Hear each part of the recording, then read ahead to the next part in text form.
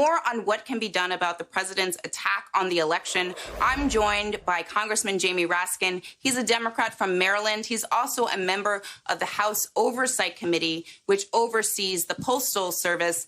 I'm so glad to chat with you today, Congressman, about this important issue as we head into this election. What can be done from the part of Congress to ensure that these attacks on the Postal Service don't interfere in the election process? Well, I'm delighted to be with you.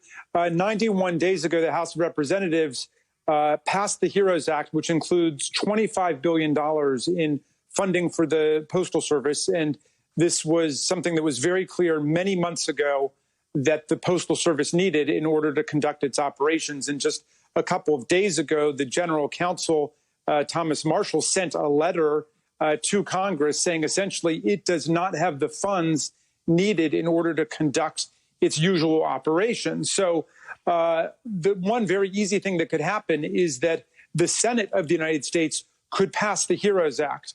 Now, alas, President Trump seems to have made it perfectly clear in his inimitable way of disclosing exactly what's going on that the whole reason for not coming to terms with the House of Representatives, for not passing the HEROES Act, which is so desperately needed by our first responders, by unemployed people, by the states and counties, is that they want to prevent the Postal Service from getting that $25 billion.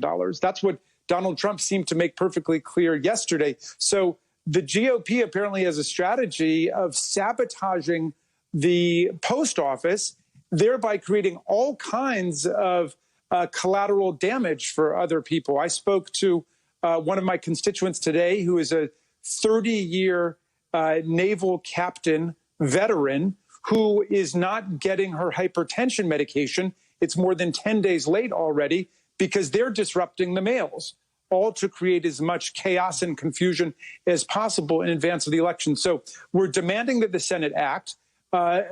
Speaker Pelosi and Senator Schumer sent a letter today to Mr. DeJoy demanding answers essentially to 10 pages of questions about what's going on with the demobilization of postal machinery, the destruction of overtime, which is all an attempt to squeeze the post office and to make it inoperative and inoperable. So we only have, 2 to 3 weeks to turn this around on that front. And then we're going to have to try to make other plans for the election. But it is not too late, but we need a full-scale mobilization of the legislative machinery of government to bear down on oversight and to get everybody that we can, obviously every mayor and governor in the country, Democrat, Republican, Independent, to say that an attack on the post office is essentially a declaration of war against the United States of America, against our democracy, and we won't tolerate it. It's unacceptable.